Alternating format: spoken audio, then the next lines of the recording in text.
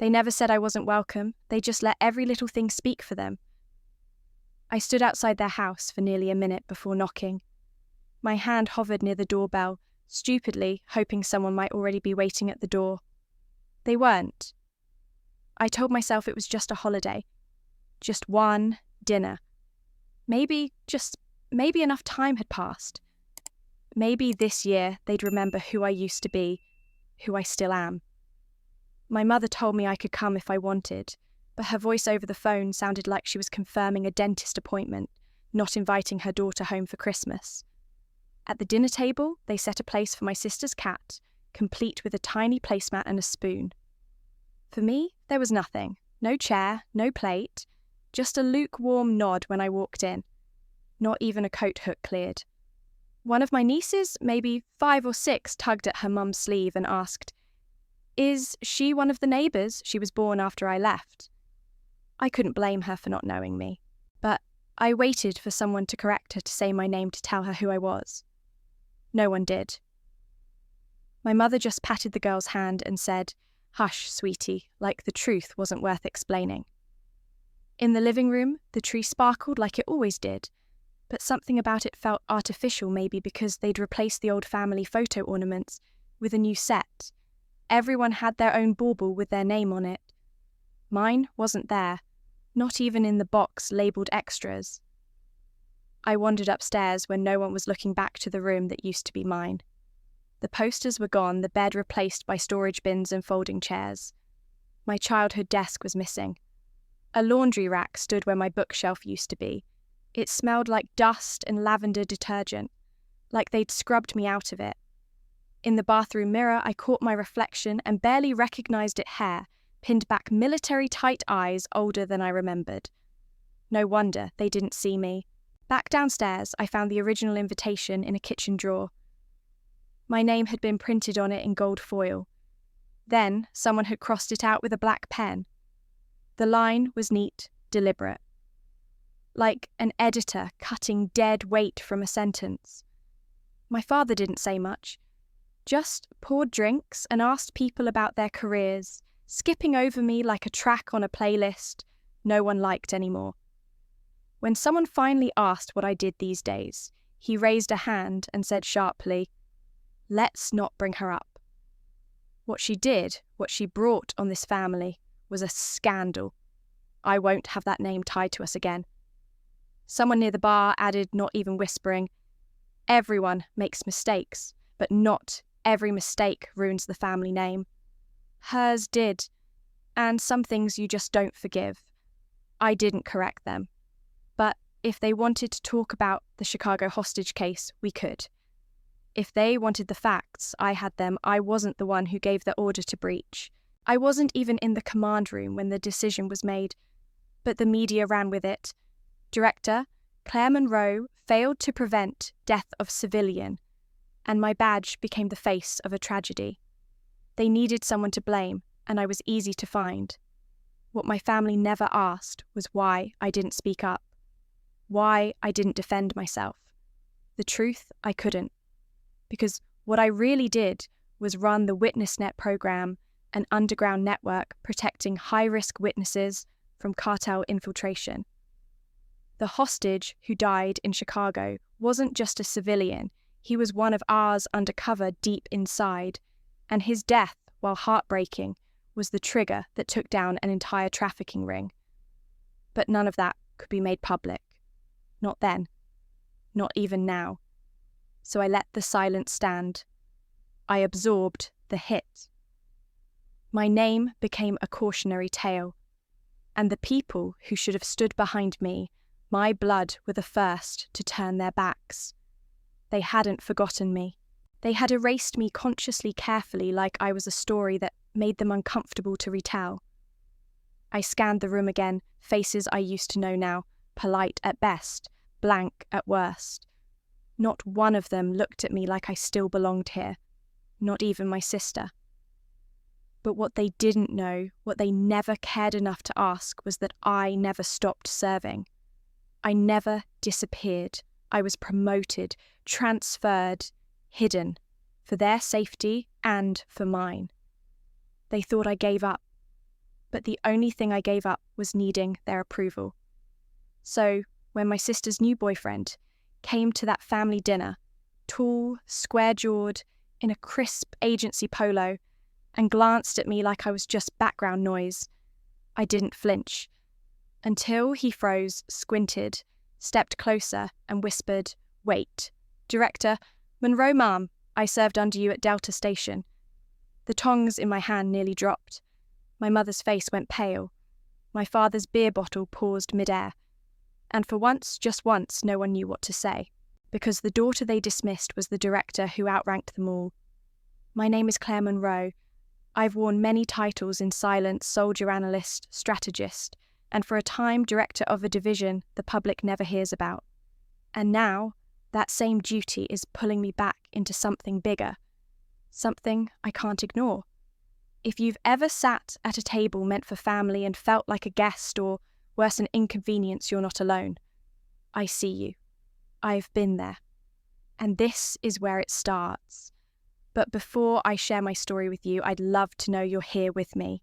Drop a simple hi in the comments so I know you're listening, or let me know where you're watching from. I love to see how far my story can reach. And if this story finds a place in your heart, please consider subscribing. It helps stories like mine get heard, stories of strength buried in silence. Thank you. Now let me tell you everything. I was 12 the first time I learned silence could speak louder than the truth. It started on a Monday. Lena came home from school with red-rimmed eyes and a fresh tear in her cardigan sleeve. She wouldn't tell me what happened, but the silence made it worse. I followed her the next morning, kept my distance until I saw it. 3 boys by the lockers, jeering, laughing, pointing. One of them called her Bug-Eye. Another said she looked like a cartoon alien. She froze, lips tight, eyes glassy, with the kind of humiliation that sticks to your skin. I didn't think. I stepped in, grabbed the tall one by the collar and swung hard. They didn't expect it. One stumbled. Another shoved me back. I kicked, I clawed.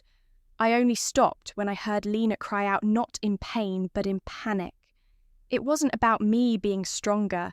It was about her knowing someone had her back. School called it an incident. My father called it shameful. They brought us into the principal's office, our knees still scraped. I tried to explain. Lena backed me up. She was defending me. She said soft but clear. They were saying things. Dad didn't ask what things. He didn't even look at Lena. He only said, "The Monroe family does not cause scenes, especially not in public." I stared at him, waiting for something else. Anything. But that was it. No one asked why I fought. Only why I didn't stay quiet. That night, while Lena cried into her pillow, I sat on the floor and realised something vital in our family. The truth didn't matter as much as appearances. And protecting someone the wrong way could make you the problem. I carried that lesson with me, tucked inside the same place I'd later store my ID badge. My field notes, my classified files. Fast forward 10 years. I was with the DOJ climbing ranks the hard way. Later, I transferred into the FBI counter-terrorism, then witness protection. I kept to the books, made my wins neat and uncontroversial.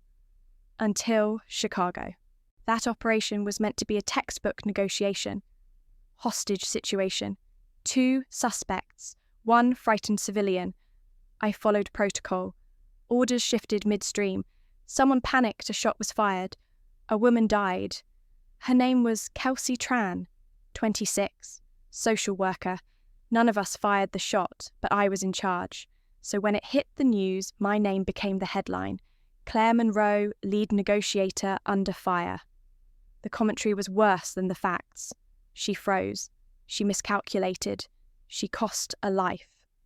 My family didn't call, not to ask if I was okay, not to ask what really happened. I disappeared again, this time officially. Argus Division called 2 weeks later. I accepted before they even finished the pitch. Black file, no public records, high-value targets. It was safer than staying in the light. I vanished from the news cycle and from Christmas lists. No one asked where I'd gone, not even Lena. Months later, I tried just once to return. A quiet family dinner. I sat at the table across from cousins who used to share chores with me, aunts who used to braid my hair. No one looked me in the eye. My mother leaned toward the neighbours and whispered, "She's here, but don't ask. She's not quite herself these days." I nodded, pretending not to hear. When my uncle clinked his glass and said, "These days, you never know what's real, right?" Especially with what they show on the news, I realised I wasn't just forgotten, I was a liability. Lena barely spoke. When I asked how work was, she said fine without looking up. When I stood to help clear plates, my mother caught my wrist and said, "Guests don't do dishes." I gave a small smile. "I'm not a guest," she replied not unkindly. "No, but you're not exactly the host either." I let it sit in the air like smoke you don't bother waving away. Later that night, driving back to DC, I replayed everything. My fight in middle school. Chicago. The silence that always followed. And it hit me both times. I vanished. It wasn't by choice. It was survival. Once to protect Lena. Once to protect a network of witnesses too sensitive to name. And in both moments, my family fell silent. Not because they didn't care, but because they cared more about not being stained by someone who made waves. I whispered to myself at the red light. They didn't lose me. They erased me, but not anymore. I slipped the old DOJ badge into my coat pocket and walked toward the banquet hall where Lena and Dad were being celebrated, their names printed large on a banner above the stage. My own name didn't appear on any list. I wasn't invited. Security was lax, distracted by a tech glitch on the guest scanner. I showed my badge vintage official and they waved me through. Inside, servers carried trays of shrimp cocktails and mini quiches. My seat was tucked behind the coffee station and a recycling bin, just a step away from trash. Perfectly symbolic. A woman at my table glanced at me and whispered, "Did she even belong here?" as if the question needed no answer. I took a breath and looked around for the boyfriend she'd mentioned. He worked for the agency, but I didn't expect him here representing me before I made a move. I scanned suits and polos until I saw him tall, square-jawed, standing near the dessert table. He glanced at me, then looked away as if he didn't see me. I leaned back, scrolling a silent memory of every dinner he'd missed before he ever met Lena. Moments later, he froze. He squinted at the coffee station, took a slow step forward, and his voice held steady, direct to Monroe. All the small talk in the room quieted. He repeated, "Mom, I served under you at Delta Station." Hearts paused. Conversations stopped. Plates hovered at the lips of servers. I felt the air shift. My hand tightened on the edge of the recycling bin. I didn't smile. I didn't stand. I simply lifted my chin and said, "Thank you, Agent." His nod carried weight. His presence carried allegiance. And just like that, I became the story. People turned. Eyes that barely noticed me 10 seconds ago suddenly saw me, the one they tried to erase. The one who wore her silence like armor. The one whose name wasn't on the invitations, but whose rank demanded acknowledgement. And for the first time that night, I felt something spark recognition. Not from family, but from someone who'd fought by my side. I looked toward the stage. Dad and Lena were taking pictures with the mayor. They looked proud. But as the agent stepped away, I felt it, the world was watching. I straightened my posture, smoothing the lapel of a coat I'd worn too often on secret missions. I held steady. The event pressed on. Congratulations mingled, with music served speeches, with small bursts of applause. My family remained silent. No applause for me, no nods or glances, just the press of air shifting around me like I was present but invisible. But I wasn't invisible. The agent's recognition brought me into focus. I took one long sip of my coffee, set the mug down, and prepared to make every second count. I waited until Dad stepped off the stage, his pockets weighed with envelopes, honorary citation after legacy award. Lena buzzed with excitement, cheeks pink. That's when I walked over. Dad didn't see me at first. Mum covered her eyes, embarrassed. Lena turned halfway, shock registered, before she considered greeting me. I waited for the moment before I spoke. Congratulations. My voice cut through the noise. Dad stopped in mid-step. Lena's eyes widened. The buzz of small talk paused again. Thanks, Dad said, unsure. Claire. One word like I'd come in out of nowhere. He didn't know. I continued. I thought you might want to hear that from me. My words weren't accusations. They were acknowledgement, recognition. I wasn't demanding anything, just making sure they knew I was still here. He shrugged, looked at Mum. Mum pressed her lips together. Lena sighed, then reached out and touched my arm brief, but it carried weight. Like an apology or permission. I nodded at her. That was enough. I turned to leave. At the door, I paused. I looked down at the agent next to me. His respect was quiet but solid. My shoulders straightened. I was erased from a dinner table, but I wasn't erased from the world. I was Director Monroe to him, to countless others, and tonight that mattered more. The door swung shut behind me. The lights outside were bright on the street clean slates for new pages. I slowed my breath. I had their attention. I had mine. I reached my apartment silent except for the hum of the refrigerator. I didn't turn on the main lights. Instead, I flicked on a single desk lamp and opened a slim manila envelope labelled Confidential, WitnessNet Files. I sat at my desk, sifting through printout safe house locations, risk assessments, encrypted witness logs. Each paper carried a life depending on it. Then, I paused at one memo, a blurred photo of me taken in Cleveland last year, captioned Close Call Unidentified Threat. A reminder that someone had tried to expose us. Someone had nearly found me. Not a random act, but deliberate. I felt a familiar surge. This was no accident. My phone buzzed. A text from Maria Torres, my encryption analyst. Alert WitnessNet, breach active. Cleveland office, high risk, no emojis, no softeners, just a bullet point alert. I tapped out a reply, I'm en route. Throwing on my jacket and buckling my badge visibly to the belt loop, I felt the weight of responsibility settle. I didn't check my reflection. I didn't hesitate. I stepped into the night. Outside, the street was empty. I imagined Lena in that Cleveland office, vulnerable. I pictured her entering her supervisor's inner sanctum, unaware that the threat might be closer than assumed. Back in my home office, lights dim and equipment ready, a wall of files and maps stared back.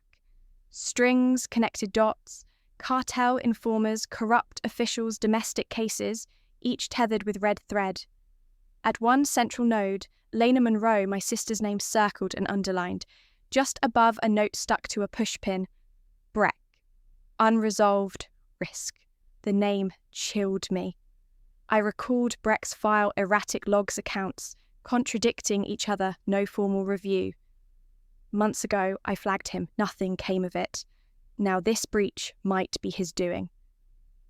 My phone rang. It was Reed Carson, a former agent from my Sentinel days. I pressed it to my ear. Carson. Claire. I'm on it, he said quietly. We're getting surveillance up now. Maria's already there. Bring everything, I replied. And watch the back exits. Lena might walk in on something she can't walk away from. I hung up and circled Breck's name on the map, drawing a line to Lena's marker. My hand hovered over that single thread, one small linking line, but its implications stretched into a web of danger. Then I opened the folder, labelled WitnessNet Key Cases. I flipped through names once whispered in briefings, an undercover teacher, a cartel informant turned state's evidence, dozens more. I stopped at one entry, Operation Maverick 2018. The field report indicated junior agents Breck had failed to notify us about critical intel that went missing. The mission faltered. A witness disappeared.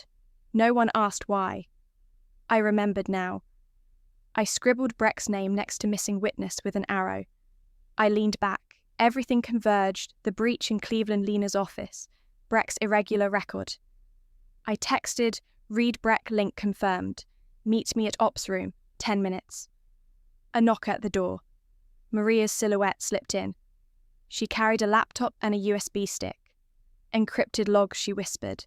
Time-stamped entry, elevated privileges, looked like a DOJ-issued token Breck's credentials, I think.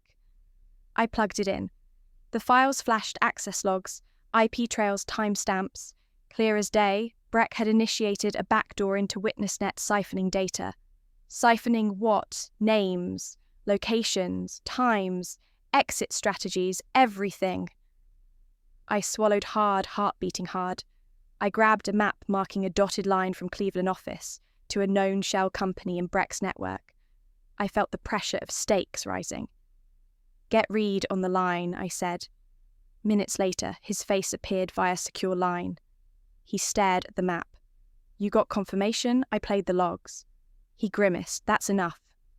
We move now. I pulled out my phone and dialed Lena. She answered, voice calm but surprised. Claire. She noticed something changed in my tone. I said, find Breck's office. Leave quietly after you ask to speak to him. Tell no one. I'll call you back. She hesitated. Okay, I ended the call. Then I tapped the map, my finger resting on Lena's name. I thought back to part one her at the banquet, seeing me again as director. Could she handle this? Could she survive what comes next? I steeled myself. The world I built to protect her was under siege, and the breach started at home. Everything I'd done to erase my name, to protect secrets, to bear the weight alone, it was no longer enough.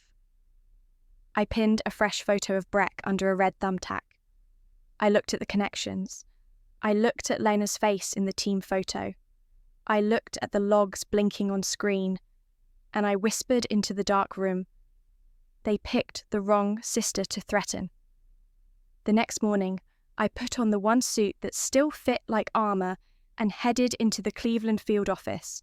No badge, no fanfare, just an old ID tucked into my pocket and a copy of the Argus clearance letter in my bag still sealed. The security guard barely looked up when I walked in, but the moment I said I'm here to see Samuel Breck, his eyes darted to the screen and back to me. He doesn't take unscheduled visitors, he muttered. He will today, I said. Tell him Director Claire Monroe needs 5 minutes. He frowned. You're not on any active roster. Neither are most people in my line of work. He made the call. I watched his fingers tremble slightly when Breck answered, and then silence. A moment later, the speaker buzzed. Send her up. The elevator ride was slow, deliberate. My reflection in the mirror-panelled walls looked sharper than I felt. When the doors opened, Breck was already standing at the end of the hall, arms crossed. Director Monroe, he said, voice neutral but tight. Didn't expect ghosts today. I'm not dead yet, I replied. We walked into his office, sleek, cold, too modern to be comfortable. No photos on the desk. Only a digital display of field metrics and open cases rotating quietly behind him. He didn't offer a seat. I sat anyway. We need to talk about what your team's been accessing, I said. He cocked his head. You're not with the Bureau anymore. But I know an Argus-level breach when I see one. He smiled faintly. Still playing the cowboy, I see. You always did hate protocol. Not as much as I hate seeing my name erased from ops I led. His face tightened. I pulled up the Sentinel archive on my tablet. Your system shows no mention of me on Operation Sentinel. My login credentials don't even register. Care to explain how that happens without someone rewriting history? He leaned back. Sometimes history needs editing. You were controversial, Claire. Still are. You mean I made you look bad. You went off script. You refused to follow Breck-endorsed pathways. And when the heat came down after Chicago, I was the one left, explaining why we'd let a wildcard lead. And yet, Sentinel succeeded. Vale's cell was dismantled. Lives were saved. He shrugged. But the price was too public. The department likes neat endings, so you cut me out to protect your reputation. I did what was necessary. I stood. So did I. I turned toward the screen behind him. You've flagged Lena Monroe's terminal multiple times in the last month. Each access path led to the WitnessNet database. Why? Your sister's ambitious. She's helping a protected contact, but it's all above board. Except the contact she's helping is not a witness. He's a ghost ex-Vale, last seen in Mints, currently flagged as high risk. Breck's gaze didn't shift. She doesn't know, but you do. He said nothing. The silence was an answer. I stepped closer. She's your cover. If anything leaks, you point to the junior analyst who acted alone. Meanwhile, you scrub the ops files and rewrite who got the job done. Breck's voice dropped low. You have no authority here anymore, Claire. Walk away while you still can. I stared at him. You didn't learn the first time, did you? Back home, I opened Lena's profile on the Bureau's internal net using a temporary Argus key. What I saw made me sit down. Not just notes on the ex-Vale asset, but internal commendations. Her name listed as led on projects she never touched. Pieces of my career recycled, repackaged, reassigned. My photo even appeared once mislabeled as an anonymous trainer. The final straw was a memo titled Future of Monroe Lineage in Field Intel, outlining Lena's potential as a long-term public liaison. My name never appeared. I reached for the red notebook I hadn't opened in years, the one where I tracked every mentor, lost every betrayal, mapped every lie corrected with facts. I added a name, then another. At the bottom of the page, I wrote, Rewrite me again, and I'll write you out. Claire's breath steadied. Her mind was clear. There was no coming storm, she was the storm. And for the first time in years, she didn't need anyone's permission to act. The road to the old training facility was barely marked a winding stretch of asphalt, overgrown with weeds and shaded by tall trees that hadn't been trimmed in years. She parked half a mile out and walked the rest, preferring silence over the crunch of tires. Her boots scuffed over gravel as the empty structure loomed ahead, windowless. No sign, just a faint outline where the agency's logo used to be. Inside, it smelled of rust dust and memories long buried. The place hadn't been used in at least a decade, and that made it perfect. Claire pushed the door open and stepped into the dim light. Lena was already there, seated on an overturned crate, her back straight, but her hands shaking slightly as she flipped through an old agency field guide. Claire could see it was a nervous habit, something Lena did when she needed rules to feel solid under her feet. I didn't know where else to meet, Lena said quietly without looking up. Here felt safe, neutral. Neutral doesn't exist anymore, Claire replied, her tone even. She walked slowly toward her sister, a small black folder tucked under her arm. But I'm glad you came. Lena looked up, the light catching her face. Her eyes were red-rimmed. She'd been crying or not sleeping.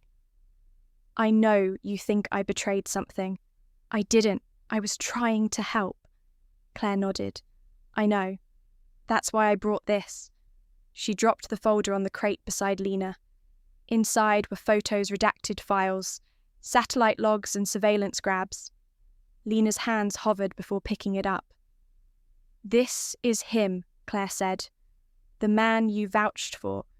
The one Breck assigned to you as a witness. He's not a defector, he was Vale. A commander directly tied to the 2018 Buenos Aires massacre. 17 civilians, 4 agents, all wiped. Lena's lips parted. She looked at the first image, a grainy shot of the man walking out of a supply drop in full gear, and then to the field report signed off by Breck. I didn't know. He said he was targeted, that they were hunting him. They were, Claire said. But not because he turned, because he skimmed money and left bodies behind. Lena's shoulders slumped. I thought I was doing something good. Finally. Claire knelt beside her. You were trying. That matters, but you weren't given the full picture. Breck used you. He gave you sanitized records and sold you a redemption story. He's going to bury me, Lena said. Just like they buried you. Not if I stop him first, Claire said. She pulled something from her pocket, a black band, sleek and discreet.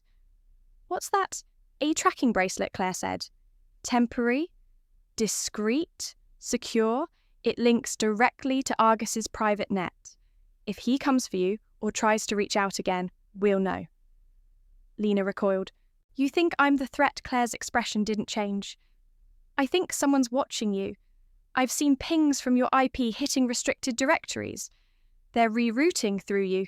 Lena stared horrified. So, they're using me? Claire nodded. Your badge, your credentials, not your intent. I'm not blaming you. I'm protecting you.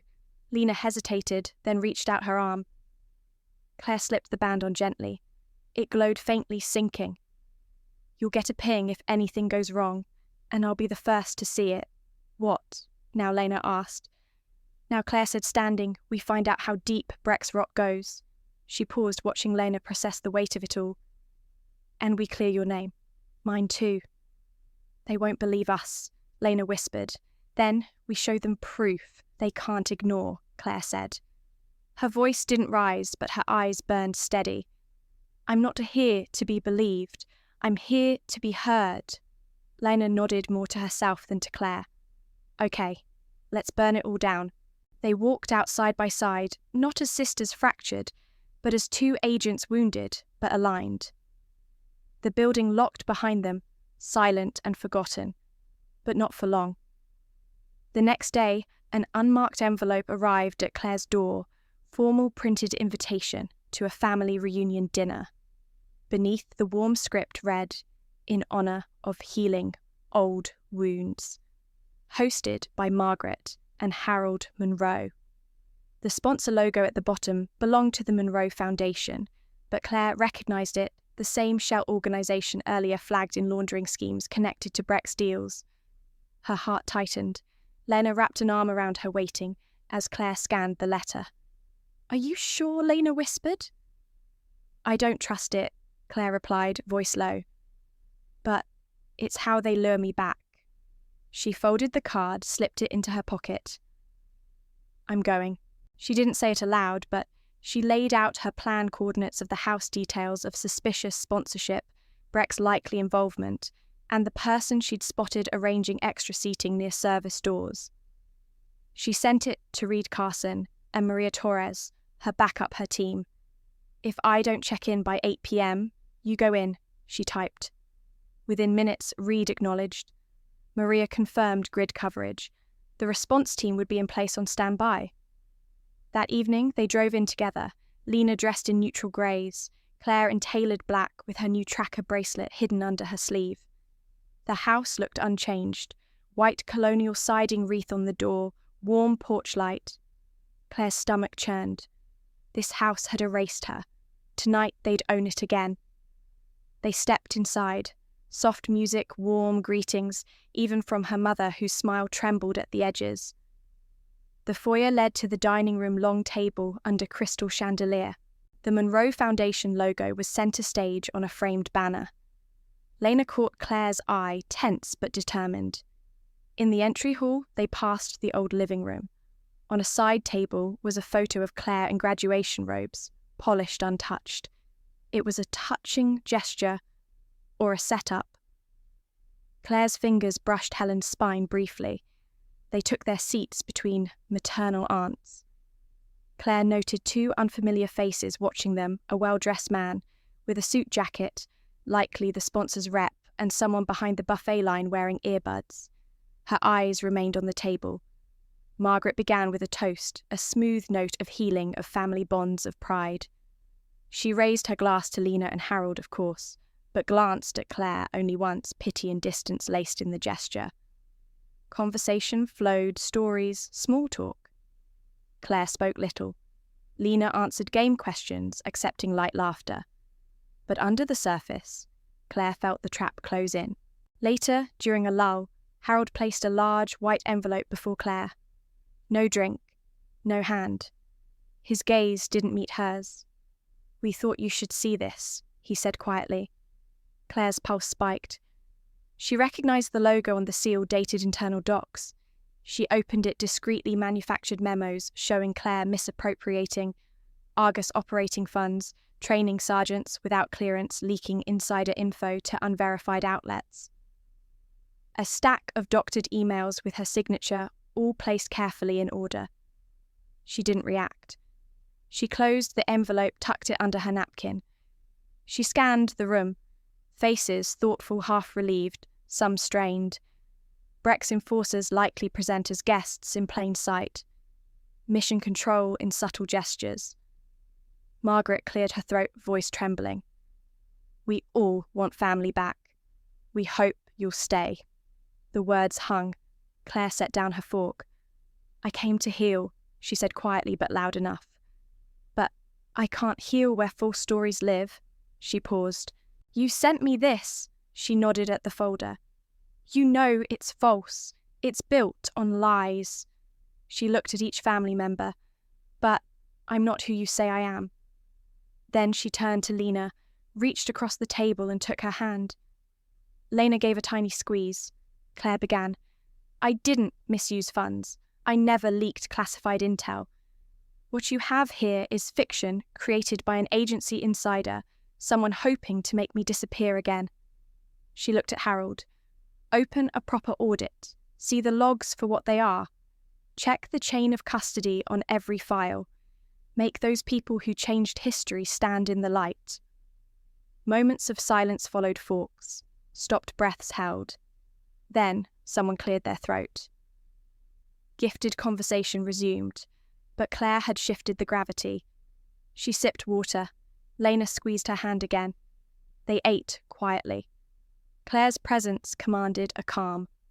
No threats, just resolve. Reed's message pinged in Russian, "You're good. We're on Overwatch." By dessert, Claire felt the eyes shifting less pity and more curiosity. She smiled once subtly. A silent sign to Lena. "We'll be fine." When the evening ended, Claire stood. She called to the sponsor. Rep shook his hand firm. "Thank you for the dinner and for your work," she said, citing generic philanthropy. He nodded too quick. She didn't need to name him. She then turned to her parents. "Thank you," she began. "No apology, no resentment. But tonight, I hope you'll find the courage to seek truth, not because I demand it, because you deserve it." She and Lena walked out together under the stars. Reed stepped from the shadows, signal clear. Maria arrived shortly after to sweep the property logs. Together, they left the trap behind, but not broken. The hush of late night swallowed them as they walked to Claire's car. Maria's low voice confirmed data was syncing and Reed was coordinating away teams. Just as Claire felt the tension ease, the lights in the driveway flickered and died. Darkness landed hard. Claire turned, heart pounding. The big porch bulb sputtered back to life for a moment, then off again. "Power's out," Lena whispered. Claire nodded and reached for her bag they'd prepared backup, but not for this. From the shadows, a door slammed. 3 men burst in their silhouettes, stark against a distant street lamp. They were tall, athletic, dressed in black tactical gear without any insignia, no badges, only purposeful swagger. Claire's breath froze. Lena stood next to her, but didn't move, as if bracing for it. Claire reached toward the panic clasp stitched into her jacket's inner pocket. 8 minutes was their window. 3 men fanned out, sweeping flashlights over the house and yard. One's beam caught Claire's eyes. He pointed a pistol low but deliberate and said, "Director Monroe, we thought you disappeared. Now you can't escape." Claire stayed still. "Who are you?" she asked calmly. "Vale's closure team," another replied, his voice cold-clipped. "Code, red sign. Termination or containment, your choice." White flash strobed across the yard, an arc of light from a drone above. Claire spied coral glimmers on the men's shoulders, no standard gear. Lena tensed at her side, and Claire realised her tracker was lit. Lena's wrist closed impossible loops of light. Breach. Claire swallowed. She locked gaze with Lena. No fear there, only sorrow and resolve. Hold, she told the men, hands slightly raised. You don't know what you're here for. One man barked orders. Grab her. Now! They lunged. Claire tried to twist away, but one gripped her wrist. Another shoved her against the door. Lena stepped forward bravely, like an agent in training. No, she said firmly, but the men spun her back too. Claire pushed inside and onto the carpet, activated the panic clasp. But as she squeezed, the room felt eerily silent. No beep, no hum, nothing. The attackers had jammed the signal. Claire's pulse slammed red. Panic twisted in her chest. She saw Reed sprint toward the yard, too far, not close enough.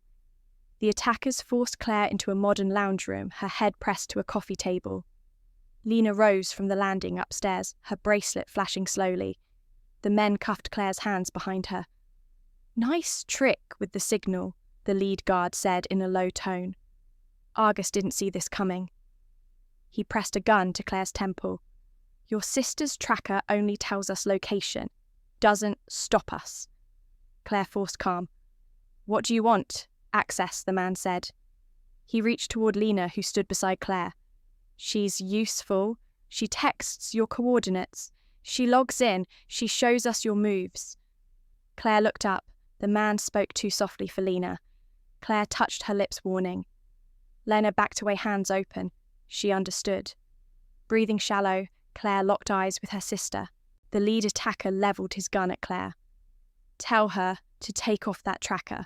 Claire stared back. Lena shook her head. The man growled and cuffed Lena too. The three walked backward toward the front door, dragging mother and daughter. Claire's heart hammered. You'll never get her alive, she spat. The man paused at the door, mouth twitching. Silence, Director Monroe, he said. Then he shoved them outside. The courtyard lights flickered again, stopped. Silence. No alarms. Moments later, as dawn neared a low sonic pulse washed over the grounds, the command team's jam. Impossible sound waves, 20 hertz. Maybe they attack hearing disorient and extinguish alarms. The men forced Claire and Lena off into a black SUV waiting tight off street. Inside, Claire felt Lena's panic and fury. She bit her tongue, controlled her breathing. The men didn't speak. The engine idled, then roared forward. Back at the house, Reed burst out as backup team arrived. Gunfire echoed a heartbeat after the escape. Monroe's driveway windows flashed. A scream, a chilling echo. Maria grabbed Reed. They cloaked the alarm, she said, voice fierce. Audio jammers. Only triggered with her panic signal. They're professionals, Reed swore. And the house, they'll torch it. Maria tapped her tablet. We're getting a ping on Claire's jacket also, but faint. They got her outside. Vehicles moving, tracking now. In the lead SUV, Claire and Lena sat cuffed in the dark. One man got in with a laptop and began entering Lena's login and Claire's credentials. Claire watched, furious. Lena's tracker glowed faintly. Claire interrupted. What are you doing? The man didn't break focus. Extracting. Breck wants everything, files, profiles, decrypted folders, especially Sentinel backup and Lena's asset logs. Claire leaned forward. You'll never decode it all without authorization. He looked at her. Is that a challenge? Only that you won't have time. The engine shifted. Tires screeched. They swerved and hit the highway. Cars passed oblivious. He focused on the screen. Tell Breck you were wrong. You're lost. Claire clenched her jaw. Lena squeezed Claire's hand. The tracker glowed red with every heartbeat. The SUV blurred past lampposts. Claire closed her eyes. She found her resolve. Meanwhile, Reed watched the GPS trail. The team mobilized fast. They had 8 minutes before the vehicle would hit exit highways. Drone footage engaged. Cars boxed in. In the SUV, the men looked through satellite footage of their quarry's apartment, Maria covering her read in others. Claire realized they're going to erase her digital world next. She opened her mouth to speak. Prepare, Lena. In that frozen moment, headlights blinded them from behind. A black SUV rammed theirs from the rear, spinning it out. Tires screeched across asphalt. The attackers cursed. Claire surged against the bonds, lunging to push Lena aside as glass and metal crashed. Screams, tire smoke, then silence as the SUV slammed into a barrier and flipped. Claire's world spun. She twisted free fingers, forced herself upright. Of the 3 attackers, 2 moaned dazed, pinned by the wreck. The other reached for his gun. A silhouette filled the broken windshield, Reed shotgun glinting. "Get her," he roared. Members of Maria's team poured in silent as ghosts. Claire slid forward just as Lena collapsed into her arms. "I thought," Lena gasped. Claire held her. "You held on," she whispered. Maria ran over tossed cuffs and gear. Reed secured the attacker. Drone echoed near, they'd struck just in time. Claire stepped back, swaying. "I'm still standing," she said quietly. "We're still standing." The dawn settled in with calm resolve. They lifted Lena to safety and closed the chapter of darkness returning light. But the threat wasn't finished. I followed Reed's order down toward the basement, an old fallout shelter repurposed as storage. Metal steps clanged under my boots. The door hung open, 2 officers holding phones for light. My heart pounded because I knew we were entering the eye of the storm. Inside, the air was stale, heavy with dust and concrete. The beam from my flashlight revealed 3 large cylindrical devices, wired tubes, arranged deliberately in a V formation, each connected to a central panel with blinking LEDs. Vale's mark. My breath caught. Lena stood behind me, handheld detonator in hand. She said softly, "I took this from Breck's vault once. He left it out locked but unlocked." I copied the code. I blinked at her. She was pale yet determined. "Good," I said. "But be careful." She nodded, voice trembling. "This code comes with a rubber band snapped before I left. I knew I'd need it." I crouched toward the first device, yellow wires, short timer. I pressed fingertips against it, felt warmth through gloves. My hand shook slightly, but the training held. I tripped the primary fuse with a microblade, then clipped the second line. Lena watched breathlessly.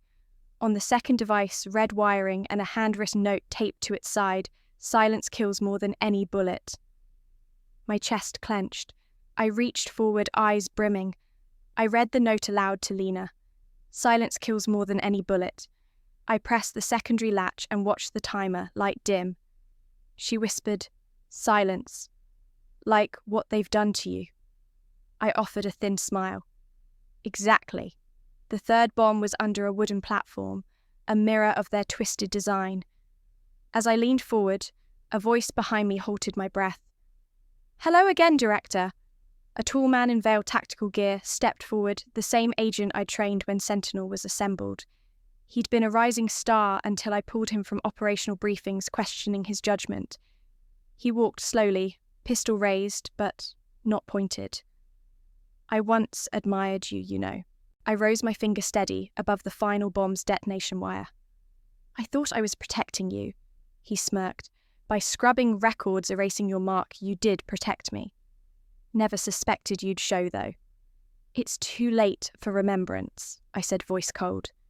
I pressed forward and used the codes Lena had given on the detonator bracelet to disable the final device. The LED light dropped, then shut off. The arrangement was disarmed. He stepped closer. "You saved her. Saved yourself. But you can't save us all." I locked eyes with him. "Maybe not. But I can stop people like you from killing more." He shook his head. "You always thought you were invisible. But we remembered you, you just erased us." I stepped past him, heard you too late. I keyed my hidden radio read device, neutralized. Suspect detained, non-lethal takedown. Then I added, "Send cleanup crew." I turned to Lena. She was breathing again, her tremors fading. I pulled her close. We're done. The agent raised his hands, weapon lowered. We reached for the cuffs together. Outside, the team's voices echoed faintly. I guided Lena out. The platform above shook from distant footsteps and murmurs. I took one last look at the V formation, symbols of broken promises. We walked toward the morning. They walked into the congressional hearing room as the midday sun streamed through the tall, arched windows. The polished wood table gleamed microphones and water glasses arranged in neat rows. Seated at the front were a half-dozen members of the House Committee on Intelligence Oversight. Their expressions were neutral, guarded interest. Claire paused at the entrance, taking a steady breath, as Lena followed silently behind her. She wore a tailored charcoal blazer, no medals, no frills, just clear eyes and purposeful stance. No introduction, no fanfare. She walked directly to the witness table and set down her stack of documents. Lena stood to the side, poised but calm. "Good afternoon, Chairman Collins and members of the committee," Claire began, voice steady. "I appreciate this opportunity to speak the truth." She opened the first folder. 2 years ago, I was removed from a critical counter-terrorism operation, Operation Sentinel, and effectively erased. My name, my achievements, my command gone. She slid a copy of the Sentinel mission log across the table. This is the full, unedited mission log. It was preserved and authenticated by an independent oversight tribunal 2 months ago. Lydia Collins, the committee chair, leaned forward. "Authorized release." "Yes, ma'am." "Previously classified. Now verified." Claire paused to meet eyes around the room. "I also present financial tracing evidence, linking Breck and colluding parties to shell organizations including the Monroe Foundation and to extremist cells." She placed a second folder. Under seal is audio of Samuel Breck. I quote, "The fewer records people see, the more you can do under the radar."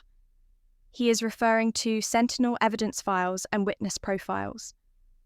The room shifted. Claire continued without hesitation. "Camera footage from Cleveland shows Breck entering secure zones with known Veil operatives." She tapped the table lightly. "All evidence vetted by WitnessNet encryption experts and hardware analysts. We have signed affidavits and technical confirmation." A congressman raised his hand.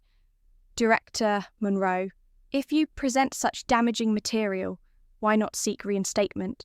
Why jeopardize national posture?" Claire held her folder steady. "I respect the offer, but I'm not here to recover my old job. I'm here to restore confidence in the system. We need accountability, not just continuity." She glanced toward Lena. "I stand here to defend justice, not just my reputation." Another committee member chimed in, soft but firm. "We understand the danger of political fallout. You could step back quietly and avoid further damage." Claire shook her head. "Silence does not safeguard security. Ignoring deception enables it. I cannot return to a scripted position that hides corruption." Chairman Collins fixed her gaze. "There are lingering concerns about classified data. You're exposing sensitive material. You risk compromising current operations." Claire nodded. "Understood. But the breaches themselves endanger lives more than disclosure. The Veil network thrives on secrecy. Transparency is the remedy." She removed a final document. "And there's final evidence, Lena Monroe's authenticated testimony, confirming all operational anomalies and Breck's interference. She volunteered today." Lena offered a tight nod. The flash of cameras captured her resolve. No theatrics, just truth. Silence hovered for a moment. Then the chair spoke. "Your testimony and documentation will be forwarded to the Inspector General and the DOJ. We will reopen investigations." Claire exhaled slowly, tension easing but not vanishing. She closed her binder. "That's all, ma'am." Lena stepped forward, voice soft but firm. I corroborate everything my sister said. I was a victim of misdirection, not complicit in wrongdoing. She laid her own statement on the table. A committee aide gathered the folders. Collins tapped the gavel. This hearing is adjourned. She looked at Claire. Thank you both. As Claire and Lena exited the chamber, cameras clicked. Flashbulbs popped. Claire didn't smile. She nodded to Lena. Mission accomplished. Outside, a press cluster waited. Claire took a deep breath, then sent a brief text to read evidence submitted. Senate will hear next week. He replied, We're ready. Lena squeezed Claire's hand. Whatever happens next, I'm with you. Claire smiled then, small but genuine. We're reclaiming more than titles. Together they walked off the platform, no victory parade, no flashing lights, just two women unafraid of light and truth. A few months later, Claire found herself on a dusty road outside a small New Mexico town. She's living in a modest single-story house with sun-worn stucco walls and a handful of cacti in the yard, enough to camouflage her footprint, but not enough to hide her compassion. She came here deliberately, trading crowded corridors of power for quiet spaces where her mind could return to purpose without performance. Morning light crept across her kitchen table each day as she reviewed encrypted messages via an anonymous digital channel she still ran. It was a low-profile advisory line tied to a decentralized network, originally spun off from WitnessNet, a lifeline for the unseen and unheard. One message caught her eye, handwritten on recycled paper scrawled lines, read, I'm alive today because someone like you stayed silent so I could live. Thank you. No signature, no return address. Just heartfelt relief and a reminder of why she'd never truly walked away. She set the letter aside and traced a fingertip over the words. It felt real, tangible, a tangible result of her past work. She typed a reply in code, Your life matters. Stay safe. Then she leaned back in her chair, eyes on a folding map pinned to the wall. Pins marked support centres she'd helped establish covertly, dots connected like constellations, small lights in dark skies. Later that afternoon, Claire stopped at a rural gas station to fill her old pickup. Inside, a TV played the local news feed, a clip of Lena behind a lectern at a transparency and data ethics conference in Albuquerque. She spoke confidently about secure data governance lines, reflecting her calm authority, patches of applause visible behind her. Claire watched lips pressed into a quiet smile. She didn't reach for her phone to record or share. This moment wasn't for approval or proof. It was for her alone. A gentle breeze stirred the hair off Claire's collar as she stepped back outside. The gas pump pointed to her alone on the country road. She clipped her old FBI badge onto her jeans pocket, a silent nod to a chapter that ended but never fully closed. Her eyes swept the horizon, the high desert spilling out vast and clear. On her dashboard sat her laptop in silent sleep, the encrypted app open on a hidden desktop. That channel still buzzed occasionally, a cry for help, a whisper of injustice. She replied quietly, sometimes check in tomorrow. I'm tracking. It wasn't glory or spectacle. It was care. As twilight descended, she walked barefoot onto the porch, feeling earth cool against her feet. In the distance, she could almost hear Lena's voice reciting data ethics principles inside that conference hall. And Claire, quiet, steady, felt less alone than ever, because she no longer needed headlines or applause to know she mattered. She had purpose in hidden feedback loops, in unseen messages, in shields she never wore publicly. She had a life built in the space between shadows, and that was enough. She leaned on the porch railing, looking west into the sinking sun. A final thought settled softly in her mind. Truth doesn't always roar. Sometimes it whispers and changes the world anyway. A few weeks later, Claire sat on a wooden bench behind her small home, its slatted fence worn smooth by sun and wind.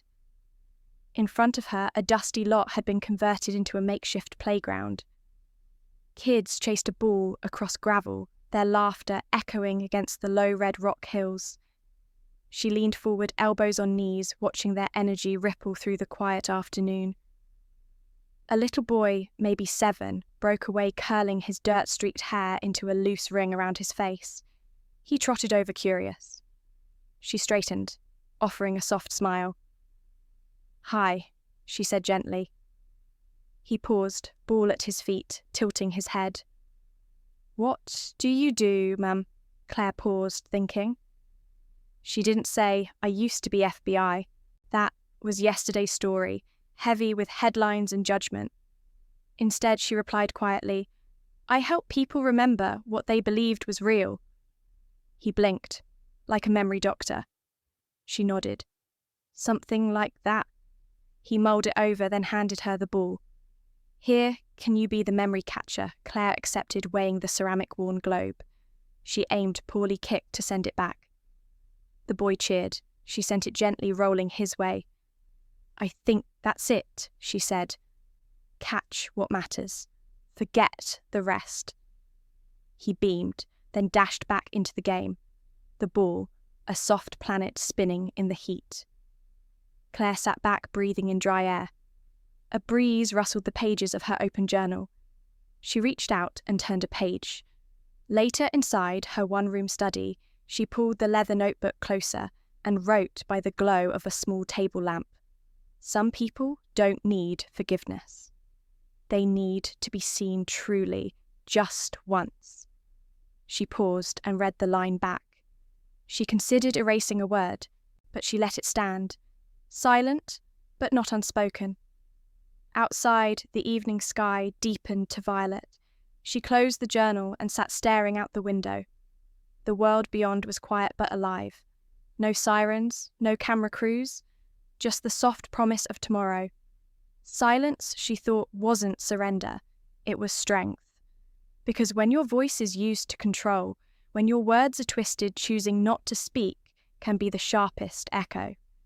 Standing quietly in your truth, even when no one hears it, sometimes that speaks the loudest. She set the journal aside, stood and walked to the front porch. The wooden boards creaked under her feet, each one a record of seasons passing.